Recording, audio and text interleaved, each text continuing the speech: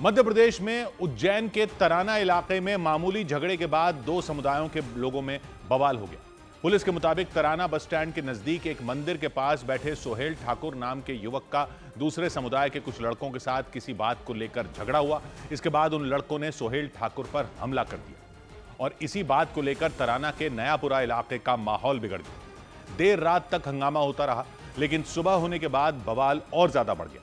हिंदूवादी संगठनों से जुड़े लोगों ने अपने कार्यकर्ता सोहेल ठाकुर पर हुए हमले के विरोध में हंगामा कर दिया। नयापुरा इलाका में इकट्ठा भीड़ पुलिस की मौजूदगी में कुछ दुकानों पर तोड़फोड़ करती दिखी।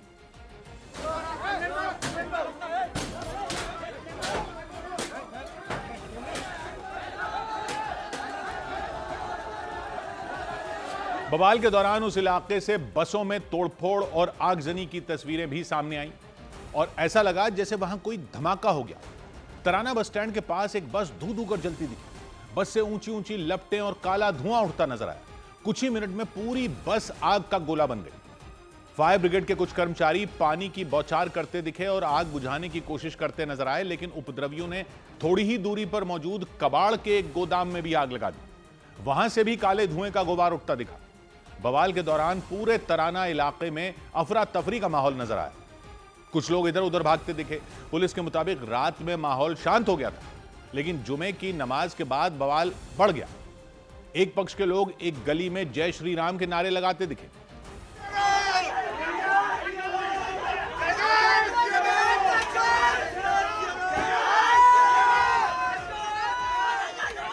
वहां मौजूद पुलिस वालों ने नाराज लोगों को रोकने की कोशिश की तो वो पुलिस वालों से भी बहस करते दिखे। उनके हाथों में लाठियां और तलवारें नजर आईं और इस दौरान एक व्यक्ति तो वहां मौजूद पुलिस वालों पर ही बुरी तरह भड़कता दिखाई दिया।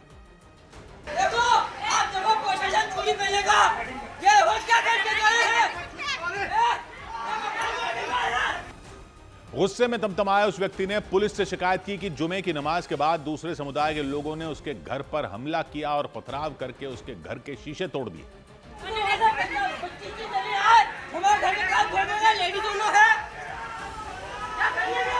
नाराज लोगों ने बताया कि सोहेल ठाकुर पर हमले के बाद तनाव बढ़ा तो जुमे की नमाज के बाद दूसरे समुदाय के लोगों ने इकट्ठा होकर उनके घरों को निशाना बनाया। मंदिर पर पथराव किया गया, तलवारें लहराई गई।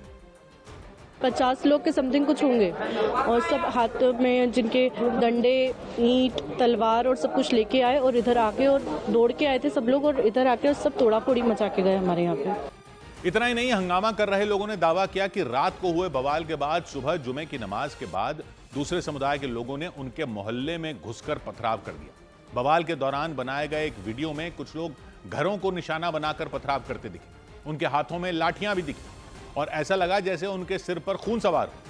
पुलिस के मुताबिक उपद्रव की शुरुआत सोहेल ठाकुर पर हुए हमले की वजह से हुई थी। पुलिस ने सोहेल ठाकुर को एक हिंदूवादी संगठन से जुड़ा व्यक्ति बताया। सोहेल ठाकुर ये बैठे हुए थे, उसी समय इनका कुछ लड़कों से विवाद हुआ और विवाद बढ़ने पे मारपीट हुई, जिसमें इनके सिर में और चोट आई है। सोहेल ठाकुर पर हमले के बाद हिंदूवादी संगठनों से जुड़े लोगों ने तराना बस स्टैंड के पास खड़ी बसों में तोड़फोड़ शुरू कर दी थी।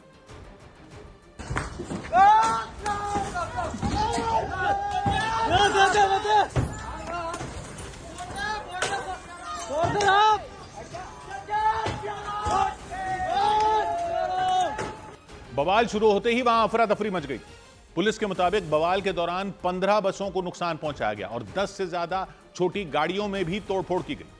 हिंदूवादी संगठनों से जुड़े लोगों ने पुलिस पर आरोप लगाया कि उसने सोहेल ठाकुर पर हमला करने वालों पर कार्रवाई नहीं की। राम मंदिर के पास बैठे हुए थे, अचानक से 10-15 अज्ञात ये आए मुस्लिम समाज के लोग और उन पर हमला कर दिया उन्होंने। तराना इलाके में बवाल की खबर मिलते ही पहुंची पुलिस की टीम ने उपद्रवियों को खदेड़ दिया और हालात पर काबू करने की कोशिश की। तनाव को देखते हुए पुलिस ने पूरे तराना इलाके में धारा 144 लागू कर दी। एडीएम और एएसपी समेत तमाम अफसरों ने डेरा डाल दिया। सायरन बजाती हुई पुलिस के काफिले की गाड़ियां तराना इलाके की गलियों और बाजारों से जाती दिखी।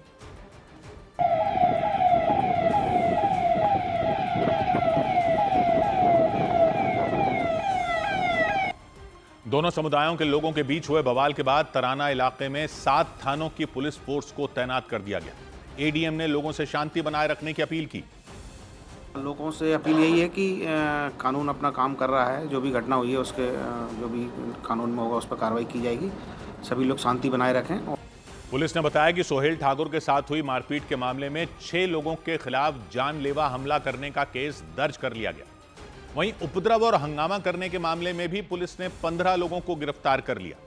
लेकिन इस सब के बीच एक सीसीटीवी वीडियो भी पुलिस को मिला, जिसे नयापुरा मोहल्ले में मौजूद बड़े राम मंदिर पर उपद्रवियों के पथराव और तोड़फोड़ के दौरान का वीडियो होने का दावा किया गया। तस्वीरों में मंदिर पर हमला करने वाले उपद्रवियों के हाथों में धारदार हथियार, डंडे और पत्थर दिखाई दिए। उनमें कुछ ने तो अपना चेहरा नकाब से ढक रखा था, कुछ लोग टोपी लगाए दिखाई दिए। उपद्रवी न सिर्फ मंदिर की दीवार पर हमला करते दिखे, बल्कि मंदिर के पीछे वाले मकान के गेट पर भी पत्थर मारते नजर आए। उन्होंने पास में खड़ी एक मोटरसाइकिल को भी तोड़ दिया। करीब 10 मिनट तक उन्होंने वहां तोड़फोड़ और उपद्रव किया। पुलिस ने सीसीटीवी वीडियो में दिख रहे उपद्रवियों की तलाश शुरू कर दी। इधर पटना में एक बदमाश ने बाइक सवार एक युवक की गोली मारकर हत्या कर दी। पटना में मोटरसाइकिल से जा रहे एक युवक की गोली मारकर हत्या कर दी गई। घटना में बाइक पर बैठे मृतक के दोस्त घायल हो गए। पुलिस के मुताबिक 2 बदमाशों ने पीछा करने के बाद उन पर फायरिंग की। इस घटना के पीछे पुरानी रंजिश की आशंका जताई गई। बिहार के नवादा में एक डॉक्टर की हत्या कर शव को जला देने का डरा देने वाला मामला सामने आया। पुलिस के मुताबिक वो क्लिनिक बंद कर घर लौट रहे थे। इसी दौरान रास्ते में ये घटना हो गई। पुलिस इस हत्या के पीछे की वजह का पता लगाने में जुट गई। उत्तर प्रदेश के आगरा में सड़क पर एक चलती कार में आग लगने से उसके ड्राइवर की जान चली गई। बताया गया कि शॉर्ट सर्किट की वजह से आग लगी और ड्राइवर को बाहर निकलने का वक्त ही नहीं मिल पाया। उधर महिला डॉक्टर के यौन उत्पीड़न और धर्मांतरण की कोशिश के आरोपों को लेकर चर्चा में आए लखनऊ के केजीएमयू में अवैध कब्जे को लेकर एक्शन ले लिया गया। आरोप है कि केजीएमयू परिसर की सरकारी जमीन पर अवैध कब्जा कर कई मज़ारें बनाई जा चुकी हैं और इस मामले में एक्शन लेते हुए केजीएमयू प्रशासन ने उन मज़ारों को हटाने का नोटिस चिपका दिया। नोटिस में 15 दिन का समय देते हुए मज़ार हटाने के निर्देश दिए गए हैं। हम इस वक्त केजीएमयू के क्वीन मैरी के पास में एक ऐसी ही मज़ार के बाहर मौजूद हैं, जहां पर आप ये देखेंगे कि ये नोटिस जो है केजीएमयू प्रशासन की तरफ से यहां पर लगाया गया है। आरोप है कि केजीएमयू परिसर में एक या दो नहीं बल्कि आधा दर्जन मज़ारों को बीते कई साल में अवैध तरीके से बनाया जा चुका है। नोटिस में इस बात का जिक्र किया गया कि मज़ारों की वजह से यूनिवर्सिटी परिसर में गैर जरूरी भीड़ इकट्ठा होती है। दावा है कि इससे वहां पढ़ने वाले छात्रों और मेडिकल कॉलेज के अस्पताल में आने वाले मरीजों को परेशानी का सामना करना पड़ता है और इसीलिए केजीएमयू प्रशासन ने 15 दिन के अंदर उन मज़ारों को हटाने के आदेश दिए। वहां मौजूद पीर मुर्शिद हाजी हरमैन शाह की मज़ार की देखरेख करने वाले व्यक्ति ने बताया कि उस मज़ार को करीब 60 साल पहले बनाया गया। यानी उनका दावा है कि मज़ार के लिए जमीन केजीएमयू की तरफ से ही दी गई थी। इसमें लिखा है कि 15 दिन का समय दिया गया है ये मज़ार हटाने का, तो मज़ार हटाई जाएगी क्या? ये देखिए मज़ार ये हैं, ये बुजुर्ग लेटे, ये खुद जवाब देंगे, यही बचाएंगे, हमसे कोई मतलब नहीं है। ये चंदावती यहाँ है थी, वो हमको दे गई। केजीएमयू प्रशासन की तरफ से जो नोटिस लगाया गया उसमें साफ साफ लिखा गया कि मज़ारों को तय वक्त तक हटाया नहीं गया तो उन्हें ध्वस्त कर दिया जाएगा। यही नहीं, इस कार्रवाई में हुआ खर्च भी मज़ार की देखभाल करने वाले लोगों से ही वसूला जाएगा। वहां अवैध मसारों का मुद्दा ऐसे समय पर गरमाया जब केजीएमयू के ही डॉक्टर रमीज को यौन उत्पीड़न और धर्मांतरण के लिए दबाव बनाने के आरोप में गिरफ्तार किया जा चुका है। इधर लखनऊ में अमीना नाम की महिला पर आरोप लगा कि उन्होंने अपने पति को जेल भेजने के लिए ऐसी साजिश रची जिससे पर्दा उठने पर पुलिस भी हैरान रह गई। पुलिस के मुताबिक महिला ने सबसे पहले पति को फंसाने के लिए उनके मोबाइल फोन से 14 जनवरी को सामान ढोने वाली एक गाड़ी बुक कराई उनके फोन से। आरोप है कि महिला के इशारे पर उनके प्रेमी बताए जा रहे अमान नाम के युवक ने उस गाड़ी में गोमांस रख दिया और दावा किया गया कि गाड़ी में गोमांस ले जाने की जानकारी खुद अमान ने बजरंग दल को दे दी ताकि पुलिस महिला के पति वासिफ को गिरफ्तार कर ले। बजरंग दल की सूचना पर पुलिस ने गोमांस ले जा रही उस गाड़ी को पकड़ लिया था। इसके बाद बजरंग दल के लोगों ने वहां हंगामा भी किया था। ऑनलाइन बुक कराया, तुम नहीं देख सकते हो, तुम नहीं देख सकते हो, काले हजार है। इसके बाद पुलिस ने मामले की जांच शुरू की और जांच के दौरान अमीना और उनके प्रेमी बताए जा रहे अमान की एक एक सच्चाई सामने आ गई। और पुलिस की जांच में पता चला कि लखनऊ के अमीनाबाद इलाके में रहने वाले वासिफ की पत्नी अमीना का लंबे समय से भोपाल के रहने वाले अमान से प्रेम संबंध चल रहा था। पुलिस के मुताबिक दोनों साल 2022 में सोशल मीडिया प्लेटफॉर्म इंस्टाग्राम के जरिए मिले थे। अमीना ने अलीगढ़ मुस्लिम यूनिवर्सिटी से पढ़ाई की है और उनके पति अमीनाबाद में स्टेशनरी का कारोबार संभालते हैं। पुलिस ने दावा किया कि अमीना और अमान साथ रहना चाहते थे, लेकिन उनकी राह में सबसे बड़ा रोड़ा वासिफ थे। पुलिस के मुताबिक इसी रुकावट को हटाने के लिए उन दोनों ने मिलकर एक प्लान बनाया।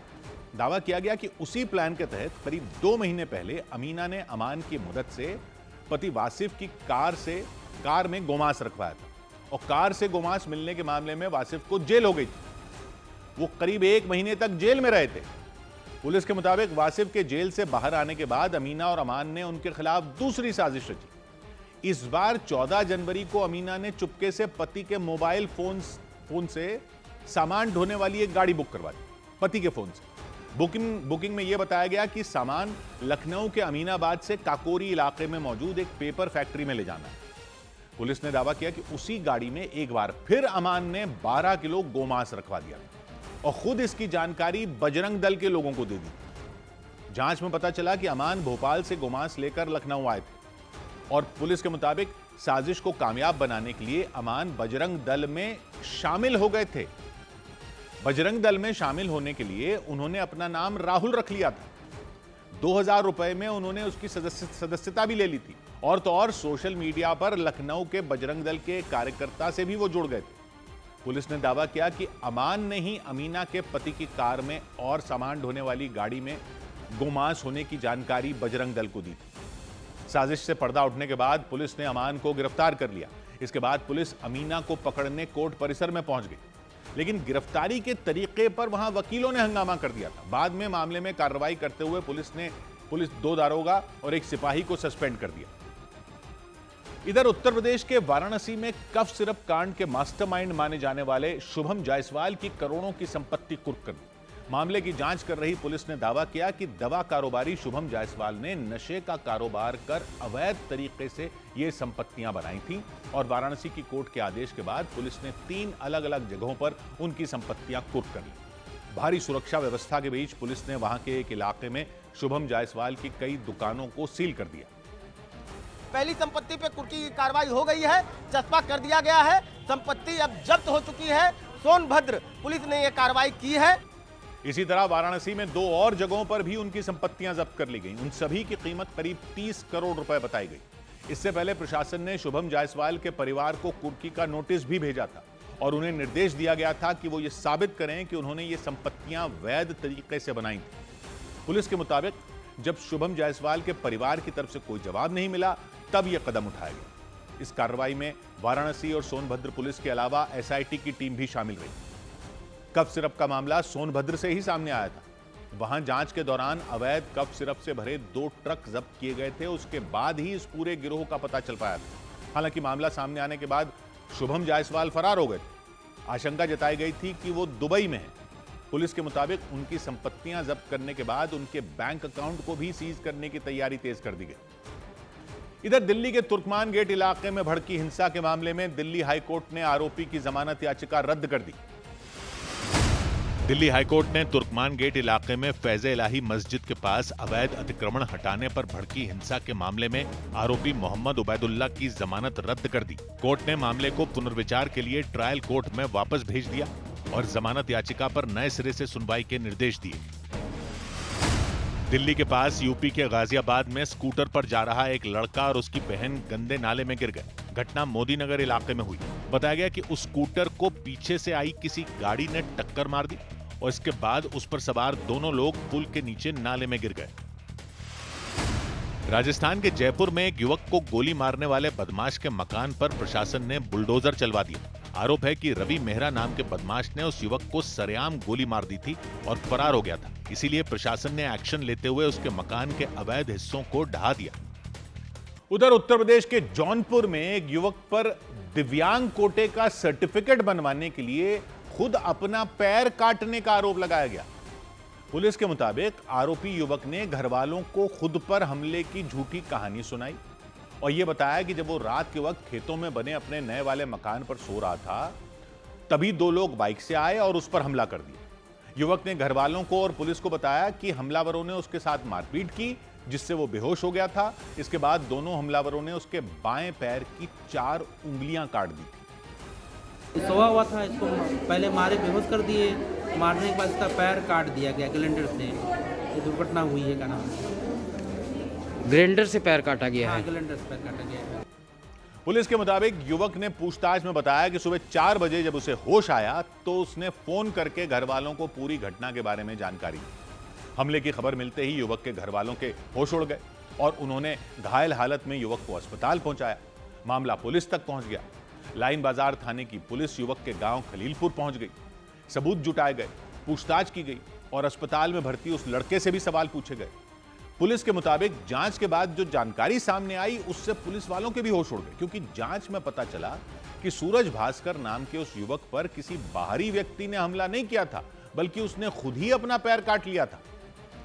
पीड़ित ने स्वयं अपने पैर को काटा है और यह एक डिसेबिलिटी सर्टिफिकेट बनवाने के उद्देश्य इसके सामने कहीं ना कहीं निकल के आ रहा है। विवेचना भी प्रचलन में और भी साक्ष्यों का संकलन किया जा रहा है। पुलिस के मुताबिक सूरज ने ही अपने बाएं पैर के पंजे की 4 उंगलियां काट दी थी, सिर्फ पैर का अंगूठा ही बचा था।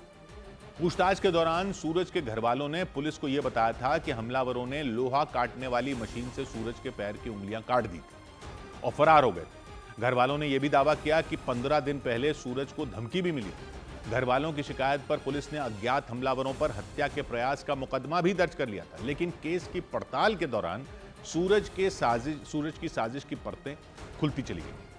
पुलिस के मुताबिक घटनास्थल की जांच, मोबाइल फोन की लोकेशन की पड़ताल और पूछताछ में यह साफ हो गया कि सूरज पर उस रात हमला हुआ ही नहीं था। पुलिस ने खेतों में बने सूरज के नए घर के पास से एनेस्थीसिया की शीशियां, सिरिंज और लोहा काटने वाली आरी बरामद की। एनेस्थीसिया यानी जिससे बेहोश करते हैं।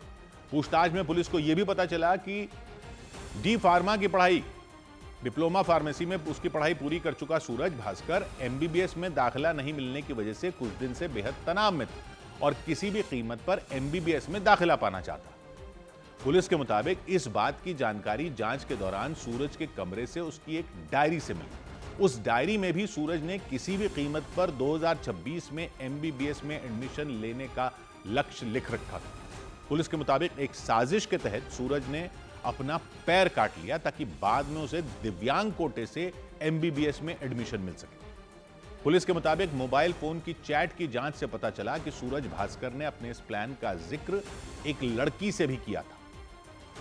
उधर मध्य प्रदेश में इंदौर के भागीरथपुरा इलाके में दूषित पानी का मामला शांत भी नहीं हुआ था कि वहां के एक और इलाके में गंदा पानी पीने से 22 लोग बीमार हो गए। इंदौर के मऊ इलाके में एक के बाद एक कई लोगों की तबीयत बिगड़ गई और जब उन्हें अस्पताल ले जाया गया और जांच की गई तो पता चला कि वो सभी गंदा पानी पीने की वजह से बीमार हुए। इंदौर के मऊ इलाके में दूषित पानी के कारण बीमार हुए 22 लोगों में 17 बच्चे शामिल रहे और सबसे ज़्यादा दूषित पानी पीने की वजह से बच्चे बीमार हुए हैं। बच्चे संक्रमित हुए हैं, उनका अस्पतालों में इलाज चल रहा है। वहां भी नर्मदा नदी से पानी की सप्लाई की जाती है, लेकिन भागीरथपुरा इलाके की तरह मऊ में भी कई जगहों पर पीने की पानी की पाइपलाइन नालियों से गुजरती दिखी। आशंका जताई गई कि पाइपलाइन में कहीं लीकेज हुई होगी और इसी वजह से लोगों के घरों तक गंदा पानी पहुंचा और वो बीमार हो गए और इस खबर ने प्रशासन की नींद उड़ा दी। आनन फानन में जिले के डीएम कई अस्पतालों का दौरा करने पहुंच गए। उन्होंने गंदा पानी पीने से बीमार हुए लोगों का हाल जाना और साथ ही मामले की जांच के भी आदेश दे दिए। तत्काल जो हमारा सर्वे टीम है वो सर्वे भी कर रही है। ऐसे व्यक्ति जिनको अगर किस प्रकार के मिलते जुलते सिम्टम है तो उन पर चिन्हांकन किया जा रहा है।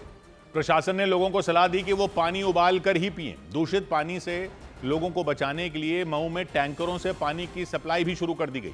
इसके अलावा घर घर जाकर लोगों को दवाएं भी बांटी गईं। इलाके के लोगों के मुताबिक पिछले कई दिन से उनके घरों में जो पानी आ रहा था उसमें सफेद परत जम रही थी। इधर मध्य प्रदेश के इंदौर में नगर निगम की लापरवाही की वजह से एक लड़की खुले मैनहोल में गिर गई।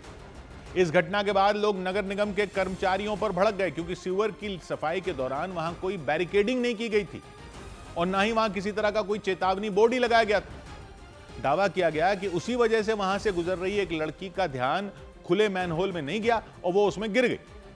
घटना 19 जनवरी को इंदौर के बड़ा सर्राफा बाजार इलाके में हुई।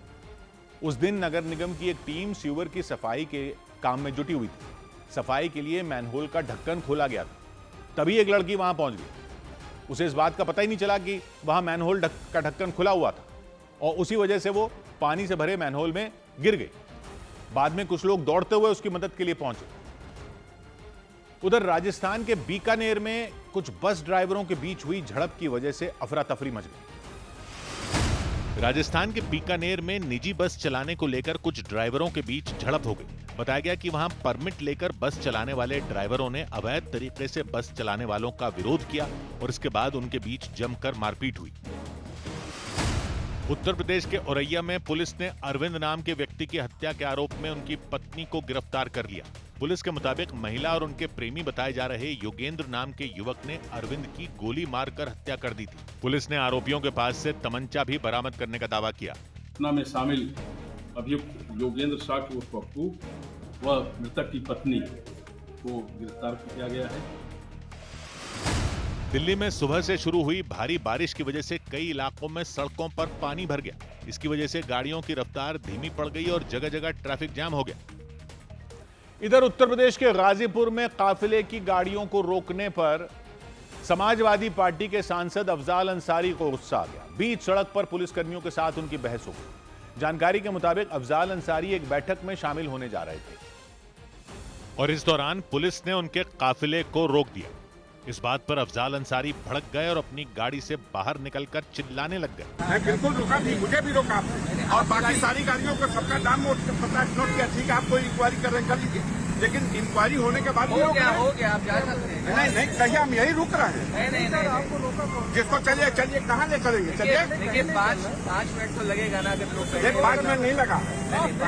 ये सार्वजनिक मेन रोड है, नेशनल हाईवे पे आप सब लोग फोन कर रहे हैं, भैया कहाँ गाड़ी होगी? अफजाल अंसारी ने आरोप लगाया कि पुलिसकर्मियों ने जानबूझकर उनकी गाड़ी को रोका, जबकि पुलिसकर्मी इससे इनकार करते रहे। लेकिन पुलिसकर्मियों की सफाई सुनने के बाद भी अफजाल अंसारी का गुस्सा शांत नहीं हुआ। उन्होंने आरोप लगाया कि पुलिसकर्मियों ने सार्वजनिक जगह पर उनके काफिले को रोककर उनका अपमान किया और इसीलिए उनका गुस्सा 7वें आसमान पर पहुंच गया। इसके बाद उनकी और पुलिसकर्मियों की तीखी बहस हो गई। ऐसे नहीं चलेगा। जाते कहाँ हैं आपको? आप इस तरह से किसी जनप्रतिनिधि की गाड़ी ऐसे रोकेंगे? आपकी गाड़ी रोका गया सर, ऐसे तो रोका गया, सम्मानित तो रोका गया। क्या करेंगे? नहीं सर, क्या करेंगे भाई? आप पालिश करेंगे? बिल्कुल क्यों करेंगे? चाहते क्या हैं आप? यही बैठ जाऊँ? नहीं क्यों बैठ जाएंगे? बैठ जाऊँ यहीं पे, यहीं मीटिंग हो जाएगी, यहीं डीएमएसपी आएंगे। गाजीपुर के सांसद अफजाल अंसारी ने आरोप लगाया कि पुलिसकर्मियों ने बिना किसी कारण के उनकी गाड़ी को रोका और चेकिंग करने के बाद भी जाने नहीं दिया और इन आरोपों पर वहां मौजूद पुलिसकर्मी लगातार सफाई देते रहे। लेकिन अफजाल अंसारी ने उनकी एक भी बात नहीं सुनी। वो गुस्से से आग बबूला हो गए और बीच सड़क पर खड़े होकर उन पुलिसकर्मियों पर चिल्लाते रहे। वो विधायक है, ये एमएलसी है, सांसद है, गाड़ी रोकिए। सांसद जी आपकी गाड़ी रुकी, विधायक की गाड़ी रुकी, तुरंत हम लोग ने कहा कि आप लोग जा सकते हैं। अफजाल अंसारी ने आरोप लगाया कि बैठक में आमंत्रित सदस्यों को रोकना प्रोटोकॉल का उल्लंघन है। हमारे साथ गाड़ी में बैठे हुए हैं, मोहम्मदाबाद का चेयरमैन है, ये उस कमेटी के सदस्य हैं, मजाक बना दिया है, उसमें जा रहे हैं, आमंत्रित सदस्य हैं ये सारे। ये नहीं, गलत तरीका है और ये तरीका बदलिए। इतना ही नहीं, उन्होंने अपने विशेषाधिकार का हनन होने का भी आरोप लगाया। ये सहन नहीं किया जाएगा, ये प्रिविलेज है। आप विशेषाधिकार का हनन कर रहे हैं, हमारे आप दुर्व्यवहार कर रहे हैं और आप इस तरह से प्रोटोकॉल को दरकिनार करेंगे तो अच्छी बात नहीं है। इसके बाद वो गुस्से में अपने काफिले के साथ वहां से रवाना हो गए और इसके बाद गाजीपुर के एसपी ने इस पूरे मामले पर सफाई दी। उनके मुताबिक पुलिस को जानकारी मिली थी कि मुख्तार अंसारी की पत्नी अफशा अंसारी उस इलाके में देखी गई। इसके बाद उन्होंने प्रोटोकॉल के तहत वहां से आने जाने वाली सभी गाड़ियों की चेकिंग की। इस दौरान उन्होंने समाजवादी पार्टी के सांसद अफजाल अंसारी से अभद्रता करने के आरोपों से इनकार कर दिया। किसी भी तरह से किसी प्रकार से अभद्रता नहीं की गई किसी से और बहुत ही प्रोटोकॉल का पालन करते हुए गाड़ियों की चेकिंग की गई। अफजाल अंसारी ने आरोप लगाए थे कि पुलिसकर्मियों ने उनकी गाड़ियों को रोका और चेकिंग के नाम पर उनके साथ अभद्रता की। उधर पटना में दुकानों में आग लगने से कोहराम मच गया।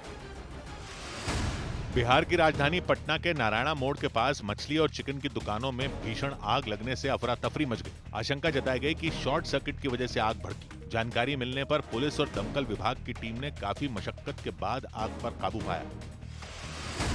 तमिलनाडु के कोयम्बतूर में एक ऑटो पार्ट्स की दुकान में आग लग गई। आग डॉक्टर राजा रत्नम स्ट्रीट पर मौजूद दुकान में लगी। सूचना मिलते ही फायर ब्रिगेड की गाड़ियां वहां पहुंची। आग लगने की वजहों का पता नहीं लग सका। कर्नाटक के हुबली के सुख सागर मेट्रो मॉल में भीषण आग लगने से लोग दहशत में आ गए। मॉल की ऊपरी मंजिल पर लगी आग तेजी से फैलती हुई निचली मंजिलों तक पहुंचने लगी। इस बीच पुलिस और दमकल विभाग की टीम उस मॉल को तुरंत खाली करवाने के बाद आग बुझाने में जुट गई। इधर उत्तर प्रदेश के हापुड़ में एक लड़की को घर से भगाने के शक में एक बुजुर्ग महिला की बेरहमी से पिटाई कर दी गई। बाद में इलाज के दौरान उनकी मौत हो गई, जिसके बाद वहां बवाल मच गया। महिला के परिवार ने आरोपियों पर कार्रवाई किए जाने की मांग करते हुए सड़क जाम कर दी। इसका पता चलने के बाद तुरंत पुलिस वहां पहुंच गई और बवाल कर रहे लोगों को समझाने की कोशिश की, लेकिन इसके बाद भी हंगामा शांत नहीं हुआ। कुछ लोग तो पुलिस से बहस करते दिखाई दिए। देखकर ऐसा लगा जैसे वो लोग पुलिस अधिकारियों से ही भिड़ जाएंगे।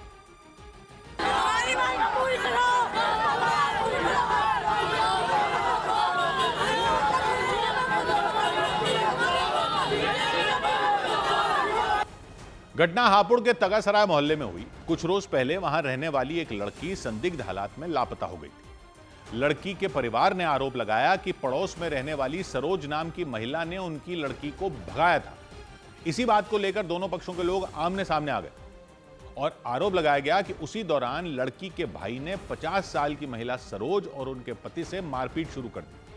आरोपी ने महिला के पति को एक कमरे में बंद कर दिया और फिर उन्हें घसीटते हुए सड़क पर ले आया।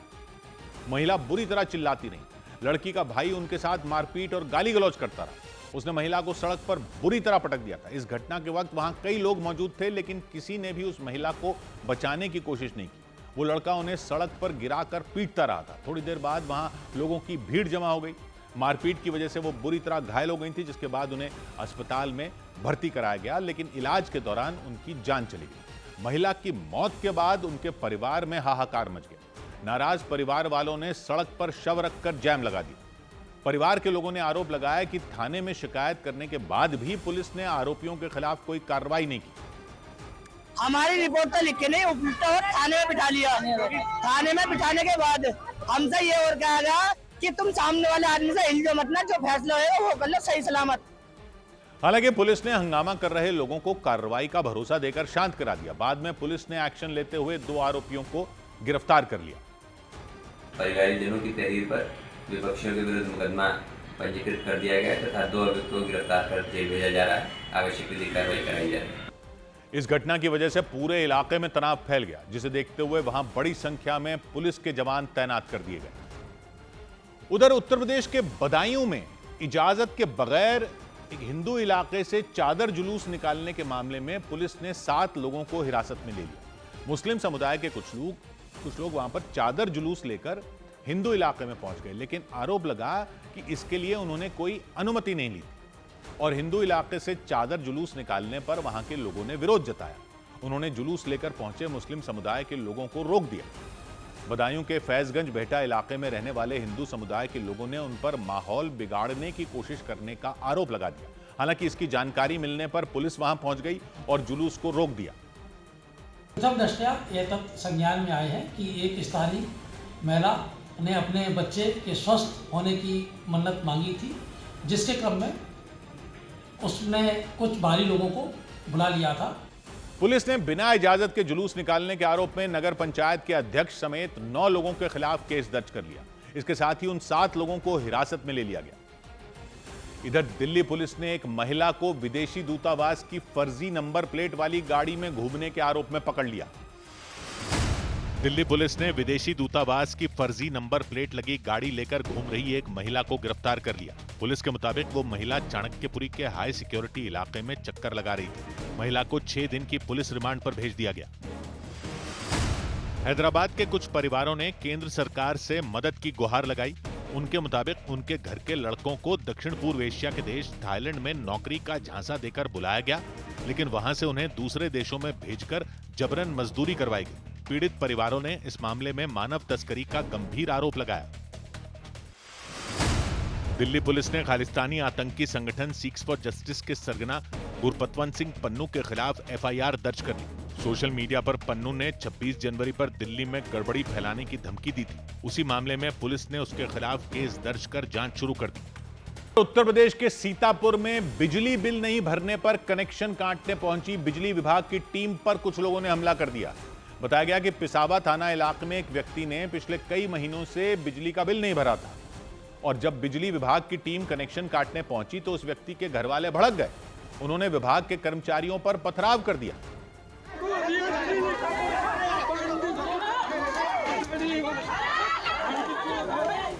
इसके बाद बिजली विभाग के कर्मचारी अपनी जान बचाकर भागने लग गए, लेकिन उन्हें दौड़ा दौड़ा कर पीटा गया। यही नहीं, आरोप लगा कि कुछ कर्मचारियों ने जब इसका वीडियो बनाना चाहा तो उनके फोन तोड़ दिए गए। इस हमले में कई कर्मचारी घायल हो गए। बाद में उनकी शिकायत पर पुलिस ने कई लोगों के खिलाफ केस दर्ज कर लिया। इधर राजस्थान के अलवर में हुए औचक निरीक्षण में कई सरकारी दफ्तरों में ज्यादातर अधिकारी और कर्मचारी ड्यूटी से गायब मिले। वहां राज्य स्तर की एक टीम अचानक जायजा लेने के लिए पहुंची थी और इसकी खबर मिलते ही उन सरकारी विभागों में खलबली मच गई। इस दौरान राज्य स्तर की टीम जब पंचायत समिति के दफ्तर पहुंची तो वहां की हालत देखकर अधिकारी भड़क गए। वहां पे बिल्कुल भी स्थिति बिल्कुल बेकार स्थिति हुई उस वीडियो की। मतलब वहां पे बिना स्वीकृति के लोग टीवी टूर पे जा रहे हैं, बिना स्वीकृति के अपने आप सील लगा रहे हैं लोग अपने आप ही। इस टीम ने एक एक कर इसी तरह जिला मुख्यालय और एसपी दफ्तर समेत कई दूसरे विभागों का औचक निरीक्षण किया। जांच में पाया गया कि कई अधिकारी और कर्मचारी बिना सूचना के दफ्तर से गायब थे या देर से अपने दफ्तर पहुंचे। इस पर अधिकारियों ने नाराजगी जताई और विभागीय कार्रवाई के आदेश दे दिए। टीम ने अपनी जांच में विभागों के कामकाज में कई कमियां भी पाई। उधर उत्तर प्रदेश के आगरा में एक लड़के पर आरोप लगा कि उसने अपनी दोस्त के शौक पूरे करने के लिए 7 करोड़ से ज्यादा रुपयों के गहनों की चोरी की। इस घटना का पर्दाफाश उस वक्त हुआ जब उन गहनों के मालिक ने चोरी की शिकायत दर्ज करवाई और जांच के दौरान पता चला कि उनकी ही फैक्ट्री में काम करने वाले उस लड़के ने चोरी की थी और उससे पूछताछ के बाद पुलिस ने चोरी किए गए गहने बरामद कर लिए। वो गहने एक गड्ढे में प्लास्टिक की थैली के अंदर मिले। उसने अपने साथियों के साथ मिलकर फैक्ट्री की तिजोरी में चोरी की घटना को अंजाम दिया। लाखों नहीं बल्कि करोड़ों की चोरी कर डाली। उन गहनों की कीमत 7 करोड़ से ज्यादा बताई गई, जिन्हें वापस उस कारोबारी को सौंप दिया गया। ऊपर की छत से कूदा ग्रिल काट के, उसके बाद ऑफिस के सारे दरवाजे तोड़े, लॉकर तोड़े और ये पैसा और ज्वेलरी जो थी सारी की सारी चुराई। पुलिस के मुताबिक आरोपी ने अपनी दोस्त के साथ किसी और शहर में बसने के लिए वो गहने चुराए थे। हालांकि पुलिस ने उसे और उसके 2 साथियों को चोरी के आरोप में गिरफ्तार कर लिया। इधर जयपुर के सांगानेर इलाके में मौजूद ओपन जेल में उम्र कैद की सजा काट रहे प्रिया सेठ और हनुमान प्रसाद नाम के 2 कैदियों को राजस्थान हाईकोर्ट ने शादी के लिए पैरोल दे दी। दुल्हन बनी महिला प्रिया सेठ ने प्रेमी का कर्ज उतारने के लिए एक युवक की हत्या की थी, जबकि हनुमान प्रसाद ने अपनी प्रेमिका के पति और बच्चों समेत 5 लोगों का कत्ल कर दिया था। पुलिस सूत्रों के मुताबिक ओपन जेल में शिफ्ट होने के बाद दोनों के बीच प्यार हुआ। उनकी शादी का एक कार्ड भी सामने आया और उसमें अलवर के बड़ौदा में का पता लिखा नजर आया। लेकिन बाद में खबर आई कि वो दोनों जयपुर के सांगानेर इलाके में शादी के बंधन में बंध गए। दुल्हन प्रिया सेठ और दूल्हा हनुमान प्रसाद दोनों कत्ल के आरोप में उम्र कैद की सजा काट रहे हैं। जेल में साथ रहने के दौरान दोनों में प्यार हुआ और फिर दोनों ने शादी करने का फैसला कर लिया। लेकिन इन दोनों के जेल पहुंचने और जेल में मोहब्बत की कहानी किसी फिल्मी कहानी से कम नहीं रही। प्रिया सेठ राजस्थान के पाली जिले के फालना की रहने वाली और साल 2011 में आगे की पढ़ाई करने के लिए वो जयपुर आई थी। उस वक्त वो सिर्फ 20 साल की थी। उसी दौरान उसकी दोस्ती मुंबई में मॉडलिंग करने वाले और श्रीगंगानगर में रहने वाले दीक्षांत कामरा से हुई। बाद में दोनों साथ रहने लगे। पुलिस के मुताबिक दीक्षांत पर लाखों रुपए का कर्ज था और उसे उतारने के लिए उन दोनों ने मिलकर एक खतरनाक साजिश रची थी। उस साजिश के तहत प्रिया ने दुष्यंत नाम के युवक को अपने प्यार के जाल में फंसाया। इसके बाद 2 मई 2018 को उसने उस युवक को मिलने के लिए अपने फ्लैट पर बुलाया। फिर दीक्षांत और उसके दोस्त ने मिलकर उसे बंधक बना लिया था। इसके बाद उन लोगों ने युवक के पिता से 3 लाख रुपए की फिरौती की वसूली थी। लेकिन उन लोगों ने पैसे लेने के बाद भी उस युवक की हत्या कर दी थी। इसी मामले में प्रिया, दीक्षांत कामरा और उसके दोस्त लक्ष्य वालिया को आजीवन कारावास की सजा सुनाई गई। प्रिया सेठ की तरह ही हनुमान प्रसाद भी उम्र कैद की सजा काट रहा है। उसने 1-2 नहीं बल्कि 5 लोगों की हत्या की थी। जांच में पता चला था कि हनुमान प्रसाद का संतोष शर्मा नाम की महिला के साथ प्रेम प्रसंग चल रहा था, जो उससे करीब 10 साल बड़ी थी। लेकिन महिला के पति को उन पर शक हो गया था। इसके बाद उस महिला ने 2 अक्टूबर 2017 को हनुमान प्रसाद से पति और बच्चों की हत्या करवा दी। कोर्ट ने दोनों को उम्र कैद की सजा दी थी, लेकिन करीब साल भर पहले प्रिया सेठ और हनुमान प्रसाद को जयपुर सेंट्रल जेल से सांगानेर में ओपन जेल में शिफ्ट कर दिया गया था। साथ रहने के दौरान दोनों में प्यार हुआ और फिर दोनों ने शादी कर ली। इधर यूपी के मिर्जापुर में जिम की आड़ में धर्मांतरण गिरोह चलाने के 2 आरोपियों पर इनाम का ऐलान कर दिया गया। उत्तर प्रदेश के मिर्जापुर में जिम की आड़ में धर्मांतरण का गिरोह चलाने के आरोपों में 2 फरार आरोपियों पर पुलिस ने 25-25 हजार का इनाम घोषित कर दिया। पुलिस ने फरार आरोपियों इमरान खान और अशफाक खान के खिलाफ लुकआउट नोटिस भी जारी कर दिया। दिल्ली के नजदीक उत्तर प्रदेश के गाजियाबाद से एक डरा देने वाला वीडियो सामने आया। वहां एक हाई राइज हाउसिंग सोसाइटी में एक फ्लैट की बालकनी की ग्रिल पर एक बच्चा बैठकर खेलता दिखा। सोशल मीडिया पर वीडियो सामने आने के बाद बच्चे के माता-पिता की लापरवाही पर सवाल उठे। छत्तीसगढ़ के जांजगीर चांपा जिले में एक बंदर ने एक बच्ची को उठाकर कुएं में फेंक दिया। बताया गया कि वो बच्ची अपनी मां की गोद में बैठी थी और उस बंदर ने उसे अचानक छीन लिया। घटना के बाद आनंद फानंद में उस बच्ची को कुएं से निकाला गया और अस्पताल में भर्ती कराया गया। उधर उत्तर प्रदेश के कानपुर में अवैध सट्टेबाजी और हवाला रैकेट का पर्दाफाश करते हुए पुलिस ने एक मकान से करीब 2 करोड़ रुपए कैश बरामद किया। इसके अलावा 60 किलो से ज्यादा चांदी भी जब्त की गई और इस मामले में पुलिस ने 5 लोगों को गिरफ्तार कर लिया। लेकिन आरोपियों के कब्जे से मिले कैश को जिसने भी देखा उसकी आंखें खुली की खुली रह गई। 100 और 500 के नोटों की गड्डियों को एक गद्दे पर रख दिया गया था। इस दौरान वहां गड्डियों का ढेर दिखाई दिया। ये बेहिसाब कैश कानपुर के कलेक्टरगंज थाना क्षेत्र में मौजूद धनकुट्टी इलाके के एक मकान में मिला। कैश के अलावा चांदी की 30-30 किलो की 2 ईंटें भी बरामद की गई। उन ईंटों को वजन करने वाली मशीन पर रखा गया था। देखकर ऐसा लगा जैसे वो बड़े बड़े बक्से हों। और पकड़ी गई चांदी की कीमत भी 2 करोड़ रुपए के आसपास बताई गई, यानी 2 करोड़ रुपए कैश, उतनी ही कीमत की चांदी भी जब्त की गई। नोटों को गिनने के लिए तो पुलिस को मशीनें मंगवानी पड़ गई। पुलिस के मुताबिक बरामद किए गए कैश और चांदी को सट्टेबाजी और हवाला समेत कई गैर कानूनी तरीकों से इकट्ठा किया गया था। यहाँ पर बहुत प्रकार से इलीगल पैसा स्टोर किया जा रहा था, जो हवाला, मनी लॉन्ड्रिंग, जो क्रिकेट के ऐप होते हैं बेटिंग वाले, और इलीगल स्टॉकिंग या फिर ट्रेडिंग, उससे आ रहा था। और जिस मकान में 60 किलो चांदी और 2 करोड़ कैश मिला, पुलिस ने उसके मालिक को गिरफ्तार कर लिया। उसके अलावा भी इस केस में 4 आरोपियों को दबोच लिया गया। पुलिस ने आशंका जताई कि यह गिरोह देश के अंदर ही नहीं बल्कि देश के बाहर भी गैर कानूनी कामों में जुड़ा था, क्योंकि नोटों की जो गड्डियां मिली उनमें नेपाल की भी करेंसी शामिल थी। इधर मध्य प्रदेश के ग्वालियर में शादी के 2 घंटे बाद ही दुल्हन का अपहरण होने से भड़कंप मच गया। इसके बाद पुलिस ने जब इस मामले की जांच की तो कहानी कुछ और ही सामने आई। पुलिस के मुताबिक उस दुल्हन ने खुद अपने अपहरण की साजिश रची थी और इस साजिश के तहत ही कुछ बदमाशों ने उस गाड़ी को घेर लिया जिसमें वो दुल्हन बैठी थी। उन बदमाशों ने पहले उस गाड़ी को ओवरटेक किया, फिर ठीक उसके सामने आकर खड़े हो गए। इसके बाद उन्होंने उस गाड़ी के सारे शीशे तोड़ दिए, उसमें सवार लोगों से मारपीट की। पुलिस बता रही है दुल्हन को सब पता था। काफी देर तक उन बदमाशों और गाड़ी में बैठे लोगों के बीच धक्का मुक्की होती रही। इसके बाद उन्होंने उस गाड़ी में बैठी दुल्हन को खींचकर बाहर निकाला और फिर उसे अपनी बाइक पर बैठाकर वहां से फरार हो गए। और इसके बाद जब पुलिस ने उस दुल्हन को ढूंढ निकाला तो अपहरण का पूरा सच सामने आ गया। पुलिस के मुताबिक महेंद्र पराशर नाम के व्यक्ति अपने बेटे की शादी करवाना चाहते थे। उनका बेटा मानसिक रूप से कमजोर था। ऐसे में बंटी धाकड़ नाम के व्यक्ति ने उन्हें झांसा दिया कि वो 2 लाख रुपए में उनके बेटे की शादी करवा देंगे। इसके बाद महेंद्र पराशर ने उन्हें 2 लाख रुपए दे दिए और उनके बेटे की शादी हो गई। लेकिन इसके महज 2 घंटे बाद ही झूठे अपहरण का नाटक रचकर वो दुल्हन फरार हो गई। दावा किया गया कि बंटी धाकड़ भी उस दुल्हन से मिला हुआ था। पुलिस के मुताबिक वो आरोपी पहले भी एक व्यक्ति को ठग चुके हैं। अभी इन्होंने प्राइमरी इन्वेस्टिगेशन में राजस्थान में भी घटना किया जाना कबूल किया है। पुलिस ने उस दुल्हन और उसके साथियों को गिरफ्तार कर लिया और उनसे 90,000 रुपए बरामद कर लिए। उधर बिहार में मधेपुरा के सबसे बड़े सरकारी अस्पताल में एक मरीज की मौत के बाद बवाल हो गया। गुस्साए परिवार वालों ने अस्पताल के सहायक प्रबंधक की जमकर पिटाई कर दी और इस वजह से वहां अफरा तफरी मच गई। मरीज की मौत पर गुस्साए परिवार वालों ने वहां के सहायक प्रबंधक को दौड़ा कर पीट दिया।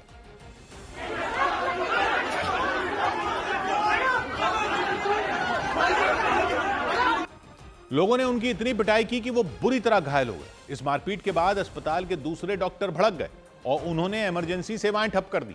इस वजह से दूसरे मरीजों की परेशानी बढ़ गई।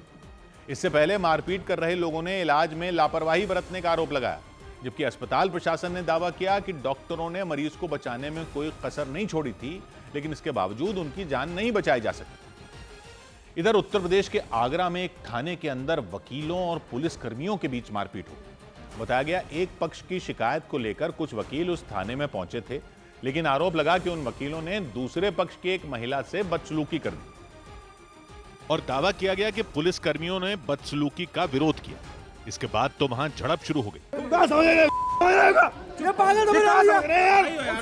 अरे बड़ा भाई है हमारा, क्योंकि बताया गया कि उन वकीलों ने बड़ी संख्या में अपने साथियों को वहां बुला लिया। गलत बात है, गलत नहीं। अरे तो तुम क्या कर लोगे यार। आगरा जिले के न्यू आगरा थाने में वो वकील और पुलिसकर्मी भिड़ गए। उन्होंने एक दूसरे का कॉलर पकड़ा और गाली गलौज करते सुनाई दिए। अरे अबे खींच रहे हो, हाथ दूर, वर्दी वाले हो गए यार। वहां काफी देर तक चले हंगामे और धक्का मुक्की के बाद पुलिस के अधिकारियों को दखल देना पड़ा और इसके बाद मामला शांत हुआ। उधर गुजरात के अहमदाबाद में हुए एक सड़क हादसे को जिसने भी देखा वो दहल गया, क्योंकि वहां एक बस ने कई गाड़ियों को एक साथ टक्कर मार दी और टक्कर भी ऐसी कि बस की चपेट में आने वाली गाड़ियों की सूरत बिगड़ गई। हादसे से पहले सफेद रंग की एक कार रॉन्ग साइड यानी रास्ते की उल्टी तरफ से आती दिखी। बताया गया कि उस कार में स्कूली बच्चे मौजूद थे। थोड़ी देर तक आगे चलाने के बाद वो कार रुक गई। उसका ड्राइवर मेन रोड के बराबर वाले रास्ते पर जाना चाहता था, लेकिन उसी रास्ते पर माल ढोने वाली एक गाड़ी पहुंच गई। इस बीच वो कार और वो गाड़ी जैसे ही एक सीध में पहुंचे, वहां मेन रोड पर दंदनाती हुई वो बस भी पहुंच गई। बस ने उस कार और माल ढोने वाली गाड़ी के साथ साथ एक ऑटो रिक्शा को भी जबरदस्त टक्कर मार दी और इस खौफनाक घटना को देख आसपास मौजूद लोग दहशत में आ गए। कुछ लोग फौरन मदद के लिए दौड़ पड़े। हादसे का शिकार हुए लोगों को बाहर निकालना शुरू किया गया। घायलों को तुरंत अस्पताल पहुंचाया गया। जिस कार में स्कूली बच्चे थे उसका अगला हिस्सा तो पूरी तरह बर्बाद हो गया। ऑटो रिक्शा और सामान ढोने वाली गाड़ी भी पलटी नजर आई। हालांकि गनीमत यह रही कि इतने खतरनाक हादसे के बाद भी सिर्फ 2 लोगों को मामूली चोटें आईं। इधर गुजरात के अहमदाबाद में 5 प्राइवेट स्कूलों को बम से उड़ाने की धमकी मिलने से कोहराम मच गया। गुजरात के अहमदाबाद में 5 स्कूलों को बम से उड़ाने की धमकी दी गई, जिसके बाद पुलिस और बमरोधी दस्तों ने पहुंचकर स्कूलों को खाली कराया और जांच पड़ताल की। हालांकि जांच के बाद बम मिलने की खबरें गलत पाई गईं। मध्य प्रदेश के सागर में एक लड़की के गैंगरेप के मामले में पुलिस ने 2 आरोपियों को पकड़कर पूछताछ शुरू कर दी। पुलिस के मुताबिक आरोपियों ने जंगलों में घूमने गई उस लड़की और उसके दोस्त से मारपीट की। इसके बाद उसके दोस्त को वहां से भगाकर उस लड़की का गैंगरेप किया गया। राजस्थान के सिरोही में वन विभाग ने अवैध खनन करने वालों पर बड़ी कार्रवाई की। वन विभाग ने अवैध पत्थर लेकर जा रहे ट्रैक्टर ट्रॉली जब्त कर ली। छापेमारी के बाद भागने की कोशिश कर रहे ड्राइवर को भी पुलिस ने गिरफ्तार कर लिया। उधर महाराष्ट्र के रायगढ़ में उस वक्त अफरा तफरी मच गई जब वहां गैस सिलेंडरों से लदी एक गाड़ी में आग लग गई। देखते ही देखते वो गाड़ी आग के गोले में तब्दील हो गई और इस दौरान उस पर रखे सिलेंडरों में धमाका होने लगा। इस खौफनाक मंजर को देख लोगों का डर के मारे बुरा हाल हो गया, क्योंकि वो सिलेंडर किसी बम की तरह फटते दिखे।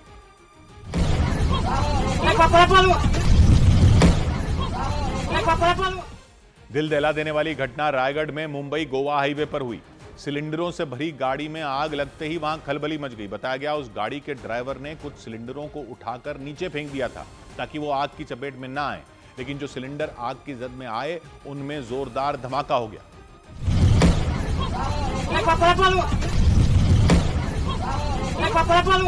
बाद में घटना की जानकारी दमकल विभाग को दी गई। दमकल कर्मियों ने कड़ी मशक्कत के बाद आग पर आखिर काबू पा लिया। इधर बिहार की राजधानी पटना में हत्या के एक मामले के आरोपी ने जमानत पर छूटने के बाद पीड़ित के घर पर पथराव कर दिया।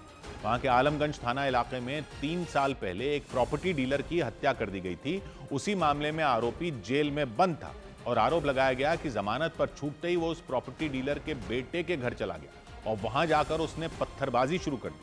हालांकि शोर सुनकर उस घर से कुछ लोग भी तुरंत बाहर निकल आए।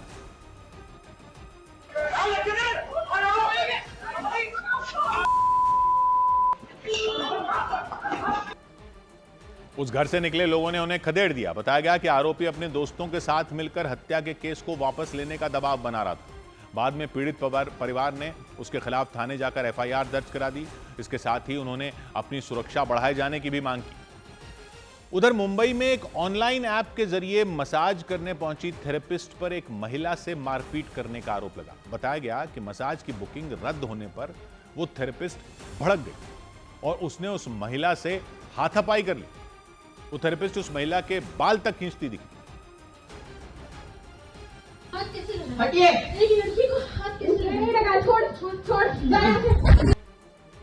हैरान कर देने वाला मामला मुंबई के वडाला इलाके का रहा।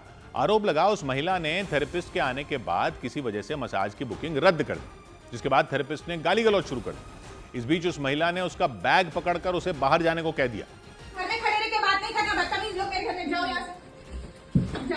जाओ, रिकॉर्ड हो रहा है। जाओ, बाहर निकलो।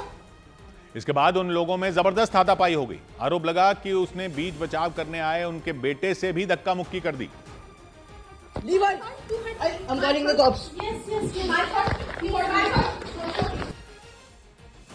बाद में उस महिला ने थेरेपिस्ट के खिलाफ शिकायत दर्ज करवा दी। जम्मू कश्मीर के कई हिस्सों में बर्फबारी की वजह से रास्ते ठप हो गए क्योंकि सड़कों पर कई फीट तक बर्फ जम गई। वहां प्रशासन ने जम्मू श्रीनगर नेशनल हाईवे को भी बंद कर दिया और कुछ रास्तों पर तो कई किलोमीटर लंबा जाम लग गया और लोगों को काफी दिक्कतों का सामना करना पड़ा। जम्मू कश्मीर में राजौरी पुंछ हाईवे पर कई गाड़ियां खड़ी नजर आईं। उन गाड़ियों पर बर्फ की परत बिछी दिखाई दी। राजौरी पुंछ नेशनल हाईवे पे मेरी मौजूदगी है और आप मेरे ठीक पीछे देखिए कि सारी जो गाड़ियां हैं वो जाम में फंस चुकी हैं क्योंकि यहाँ पर अचानक से हुई बर्फबारी में जो लोग हैं अपनी डेस्टिनेशन पे जा रहे थे उनको बेहद ज़्यादा मुश्किलें यहाँ पर हुई हैं। राजौरी पुंछ हाईवे पर हर तरफ बर्फ की चादर बिछी दिखाई दी और कुछ जगहों पर तो बर्फ के बीच गाड़ियों के पहिए फंस गए। ऐसे में लोग उन गाड़ियों को निकालने के लिए धक्का देते नजर आए। राजौरी में अचानक हुई बर्फबारी ने लोगों की मुश्किलें बढ़ा दी। वहां बर्फबारी की वजह से लंबा जाम लग गया। सड़क पर काफी दूर तक गाड़ियों की कतार दिखाई दी और जम्मू कश्मीर के राजौरी की तरह ही कुलगाम में भी बर्फबारी लोगों के लिए बड़ी मुसीबत बन गई। वहां रास्ते पर इतनी बर्फ जम गई कि पैदल चलना तक मुश्किल हो गया। कुलगाम के देवसर इलाके में एक गर्भवती महिला को अस्पताल ले जाने के लिए चारपाई का सहारा लेना पड़ा। उस महिला को चारपाई पर लिटाया गया और पुलिस के जवान अपने कंधे पर चारपाई उठाकर बर्फ के बीच चलते नजर आए। कुलगाम के अलावा कश्मीर के डोडा में भी बर्फबारी ने लोगों की परेशानी बढ़ा दी। डोडा के भद्रवा इलाके में सड़क पर कई फीट तक बर्फ जम गई और सड़कों से बर्फ हटाने के लिए खुदाई करने वाली कई मशीनों की मदद ली गई। जब तक बहुत ज़्यादा ज़रूरी ना हो, इमरजेंसी सिचुएशन ना हो तो अपने घरों से बाहर ना निकले, बिना मतलब के जो है गाड़ियाँ वगैरह नहीं निकालें क्योंकि बर्फबारी की वजह से सड़कों पर भी जो है फिसलन काफ़ी जमा हो चुकी है। बताया गया कि बर्फ जमा होने की वजह से सड़क पर फिसलन बढ़ गई।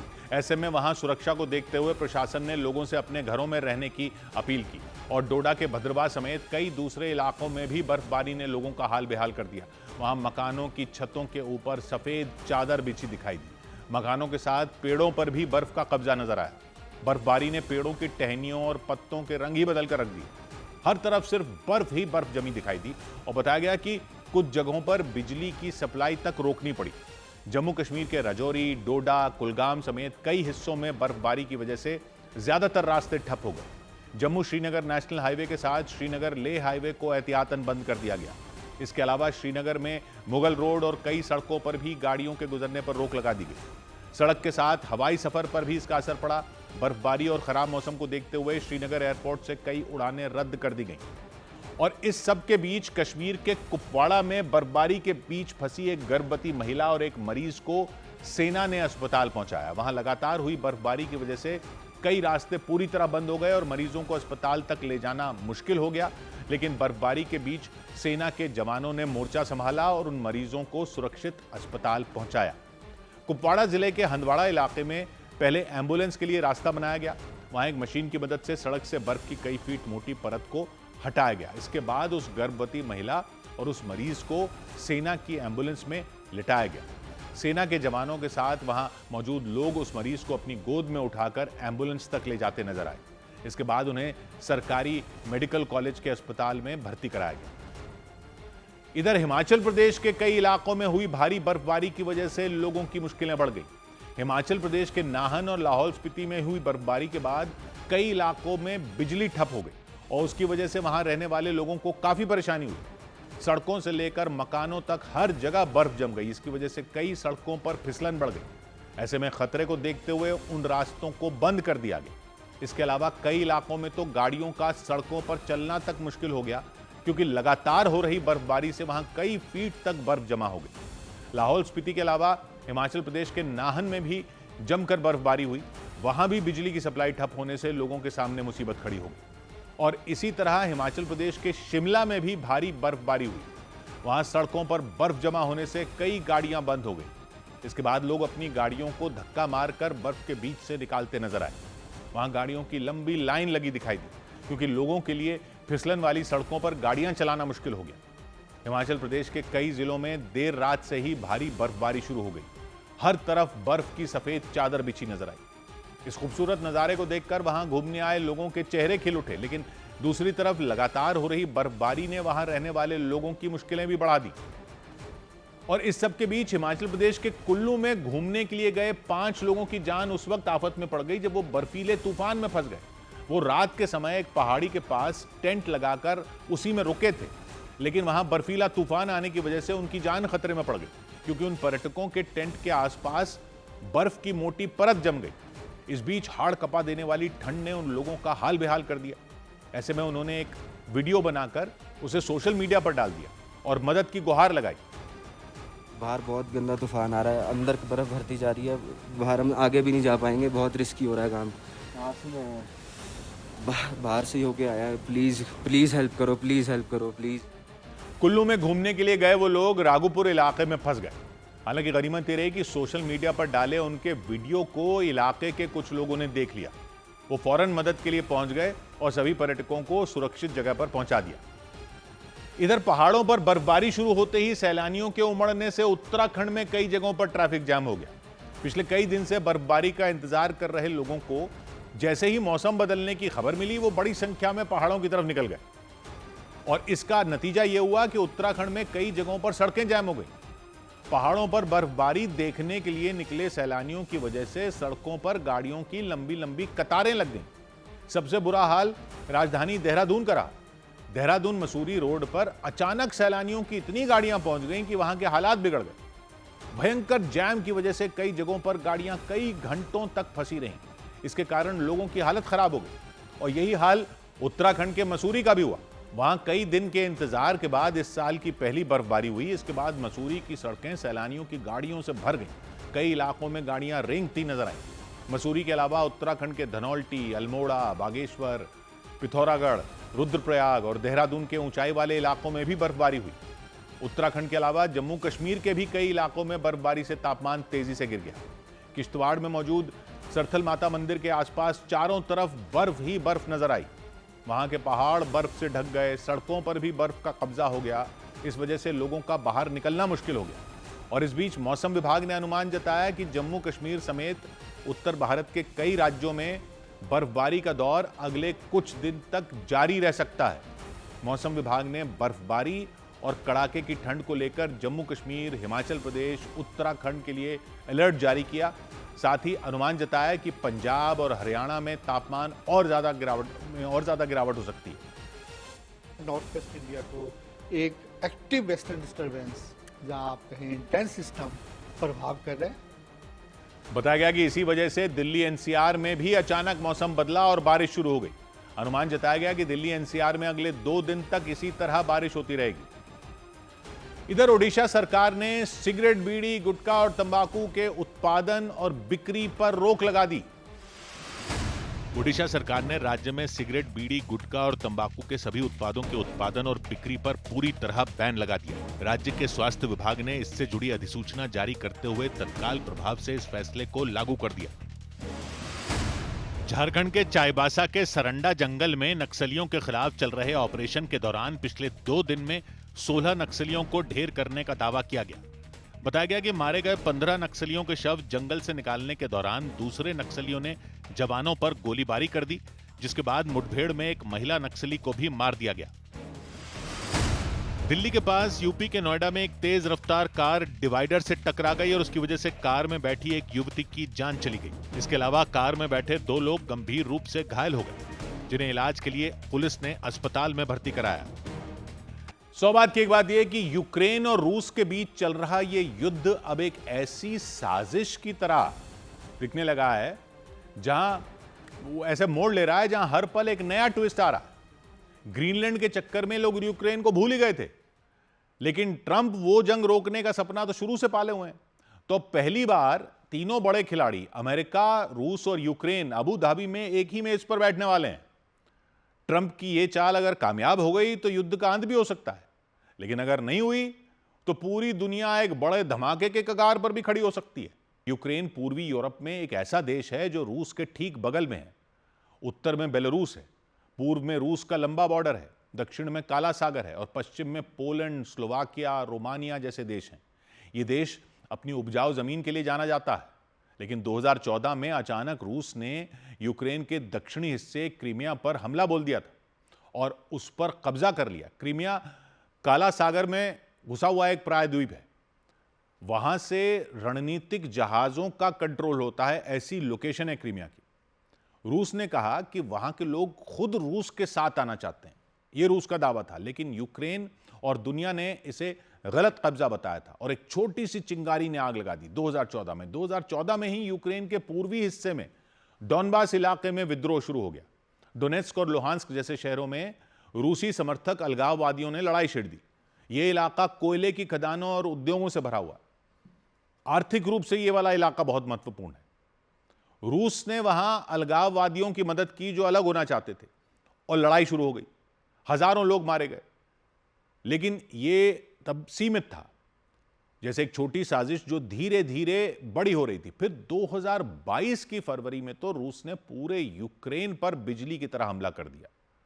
रूसी टैंक उत्तर से कीव की तरफ दौड़े, पूर्व से डॉनबास में घुसे, दक्षिण से खैरसोन, मारियोपोल पर कब्जे की कोशिश शुरू की और कीव के बाहर रूसी फौजें कितना करीब पहुंच गई थी। लेकिन यूक्रेन ने जवाबी हमले से रूस को झटका दिया और पीछे धकेल दिया। अब आज का नक्शा जो है वो यूक्रेन का करीब 20% हिस्सा रूस के कब्जे में है। यही बातचीत में पेच है, क्योंकि ये रूस के कब्जे में है। दक्षिण में क्रीमिया पूरा रूस का है, वो तो 2014 से ही है। पूर्व में डॉनबास का बड़ा हिस्सा भी रूस के पास है। अब खार्किव उत्तर पूर्व में है, वहां यूक्रेन ने कुछ इलाके छीन लिए हैं फिर से, लेकिन गोले अब भी गिर रहे हैं वहां पर और जैसे कभी ना खत्म होने वाली लड़ाई चल रही है। खैरसोन दक्षिण में है, डेनिपर नदी के किनारे दोनों तरफ की फौजें एक दूसरे पर निशाना साध रही। ओदेसा काला सागर के किनारे है, वहां से अनाज के जहाज निकलते थे, लेकिन युद्ध ने सब रोक दिया। काला सागर बहुत महत्वपूर्ण है, वहां से अनाज का रास्ता बंद होने से दुनिया के बाजार हिल गए। तो यह युद्ध सिर्फ जमीन का नहीं है, इसमें यह ऊर्जा का खेल भी है। ऊर्जा मतलब ज़ैपोरिज़िया परमाणु संयंत्र यूक्रेन के दक्षिण पूर्व में है। अब वो परमाणु प्लांट है, रूस ने उस पर कब्जा कर लिया है, वहां हमले हुए तो दुनिया को लगा कि कहीं परमाणु प्लांट में ही ना विस्फोट हो जाए। अगर ऐसा हुआ होता तो यूरोप में तबाही मच सकती थी। अबू धाबी की बैठक शुरू होने वाली है, वहां ये सवाल उठने वाले हैं, लेकिन जो इलाका रूस के कब्जे में है उसका क्या होगा, वो एक ट्विस्ट है। रूस के पुतिन क्या चाहते हैं? वो कहते हैं यूक्रेन उन इलाकों से हट जाए जो रूस ने कब्जा कर लिए हैं, जहां पर जैसे डॉनबास और क्रीमिया पे तो है ही। वो कहते हैं कि ये रूस की सुरक्षा के लिए जरूरी है और यूक्रेन नेटो में नहीं शामिल हो सकता। अब ये नेटो क्या है? ये एक सैन्य गठबंधन है जिसमें अमेरिका और यूरोप के देश हैं। अब अमेरिका और यूरोप में ही तकरार चल रही है और यूक्रेन नेटो में नहीं जाना चाहते थे पुतिन, क्योंकि अमेरिकी फौजें उनके बॉर्डर पर आ सकती थी। लेकिन अब नेटो का ही हाल खराब लग रहा है। यूक्रेन के ज़ेलेंस्की कहते हैं कि वो पूरी जमीन वापस लेंगे जो रूस ने ले रखी है वो सुरक्षा की गारंटी चाहते हैं जिसमें अमेरिका और यूरोप की मदद हो, लेकिन अमेरिका और यूरोप ये भी ग्रीनलैंड को लेकर झगड़ रहे हैं। तो जेलेंस्की का क्या होगा? जेलेंस्की कहते हैं रूस का हमला अवैध है, वो हर हाल में लड़ते रहेंगे। ट्रंप कहते हैं युद्ध खत्म करो, वो एक सीमित सीज फायर की कोशिश कर रहे हैं। जो ये परमाणु प्लांट है उन पे हमले रोकने की बात कर रहे हैं, आर्थिक मदद का रास्ता खोल रहे हैं, लेकिन जमीन का सवाल सबको उलझाए हुए है। रूस झुकने को तैयार नहीं है। यूक्रेन कहता है बिना जमीन वापस लिए कोई डील नहीं होगी, और डॉनबास इलाके में लड़ाई की लाइनें बनी हुई। रूस ने वहां बहुत जमीन ले ली है, लेकिन यूक्रेन कहता है कि वो हमारा है। वहां लोग रूस के साथ नहीं है, रूस कहता है वहां के लोग रूस के साथ हैं। डॉनबास इलाके में कोयले की खदानें हैं, उद्योग हैं, इलाका आर्थिक रूप से महत्वपूर्ण है। क्रीमिया पर रूस पहले से ही कब्जा कर चुका है, यूक्रेन जिसको अवैध कहता है, और उस पर अब बात भी नहीं होनी चाहिए, यही रूस कहता है। क्रीमिया में रूस का सैन्य अड्डा है, वहां से काला सागर पर नजर रखी जाती है। ऊर्जा संयंत्रों पर हमले हो रहे हैं, परमाणु प्लांटों पर हमले हो रहे हैं, बिजली प्लांटों पर हमले हो रहे हैं। काला सागर बंद है, जापोरिजिया के परमाणु प्लांट पर कब्जे से परमाणु खतरा है। रूस कहता है यूक्रेन नेटो से दूर रहे, यूक्रेन कहता है सुरक्षा के बिना नहीं होगा ये। तो ये सारे सवाल हैं अबू धाबी में, कोई ब्रेक थ्रू अभी तक नहीं हुआ है। ये युद्ध एक साजिश की तरह फैला और अभी तक वहीं रुका हुआ है। अब जो हालात हैं अमेरिका और यूरोप के बीच में, उसमें पुतिन देख रहे हैं कि वो कहां बाजी मार सकते हैं। शुरू में रूस ने सोचा था कि 3 दिन में कीव ले लेंगे, लेकिन यूक्रेन ने ऐसा जवाब दिया कि रूस को झटका लगा। अब 4 साल हो गए, इस युद्ध का असर दुनिया पर ऐसा पड़ा कि अनाज की कीमतें डबल हो गई हैं, और वहां पर यूरोप में ऊर्जा का संकट आ गया। अगर डील हो जाती है तब तो सब ठीक हो सकता है, लेकिन अगर नहीं होती है तो बड़ा संकट आएगा, परमाणु खतरा तक हो सकता है। जापोरिजिया जैसे प्लांट पर हमला हुआ तो यूरोप में रेडिएशन तक फैल सकता है, यह खतरा है। यूरोप बार बार वो बात कह रहा है। दुनिया भर को इसका खमियाजा भुगतना पड़ सकता है अगर ये युद्ध इस तरह से जारी रहा। तो ये युद्ध सिर्फ यूक्रेन का नहीं है, ये पूरी दुनिया का सवाल है। और ट्रंप और पुतिन की बैठक से उम्मीद तो बंधी है, लेकिन उम्मीद पूरी होगी या नहीं, ये जमीन पुतिन छोड़ेंगे या नहीं, इस पर सवाल है, जो वो बिल्कुल नहीं दिख रहे तैयार छोड़ने के लिए। मारिउपोल जैसे शहर में 90% इमारतें खंडर हो चुकी हैं, कई शहर खंडर हो चुके हैं, लोग वहां से भागकर यूरोप चले गए हैं। यूक्रेन की अर्थव्यवस्था बर्बाद हो चुकी है। रूस पर पाबंदियां लगी, लेकिन रूस अब भी मजबूत दिखता है।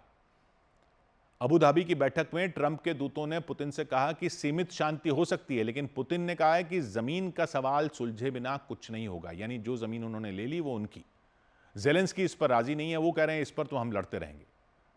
तो ये युद्ध कभी खत्म होगा या नहीं, ये अबू धाबी की बैठक से साफ हो सकता है। रोशनी की किरण जरूर है, लेकिन पेच फंसे हुए हैं। अगर ये कामयाब हो गई बैठक तो दुनिया सांस ले सकती है, लेकिन अगर नहीं हुई तो और तबाही आ सकती है। डील टूट गई तो रूस और ज्यादा हमले कर सकता है। यूक्रेन नेटो की मदद चाहता है, लेकिन नेटो की तो अमेरिका ही मदद नहीं कर रहा।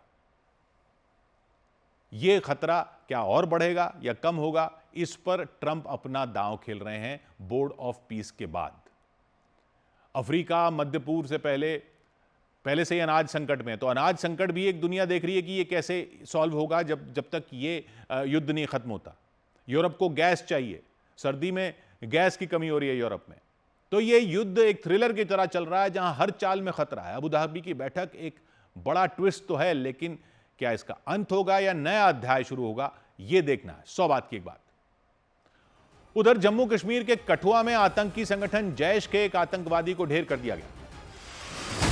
जम्मू कश्मीर के कठुआ जिले के बिलावर इलाके में जैश के एक आतंकवादी को सुरक्षा बल ने मार गिराया। आतंकवादी के खिलाफ ऑपरेशन में जम्मू कश्मीर पुलिस, सेना और सीआरपीएफ के जवानों ने हिस्सा लिया। मारे गए आतंकी के साथियों का पता लगाने के लिए सेना ने पूरे इलाके की घेरेबंदी कर सर्च ऑपरेशन शुरू कर दिया।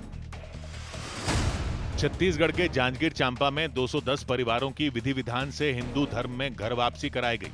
वहां के भालेराव मैदान में विराट हिंदू सम्मेलन का आयोजन किया गया। इसके बाद मंत्रोच्चार, हवन और रुद्राक्ष पूजन के बीच सभी लोग हिंदू धर्म में शामिल हो गए। गुजरात में वडोदरा के एक रिहायशी इलाके में घुसे एक सियार को पकड़ने में वन विभाग के पसीने छूट गए, क्योंकि वहां समा इलाके में पहुंचे उस सियार ने वन कर्मियों को कई बार चकमा दिया। हालांकि कई घंटों की मेहनत के बाद उसे पिंजरे में कैद कर लिया गया। इधर छत्तीसगढ़ के कोरबा में एक नदी के ऊपर बने लोहे के पुल के रातों रात गायब होने से सनसनी मच गई। घटना की जानकारी मिलने पर पुलिस ने नदी और उसके आसपास के इलाके में तलाशी अभियान चलाया और पुल चोरी करने के आरोप में 5 लोगों को गिरफ्तार कर लिया। आरोप लगा कि उन्होंने रातों रात नदी के ऊपर बने लोहे के पुल को काटकर गायब कर दिया।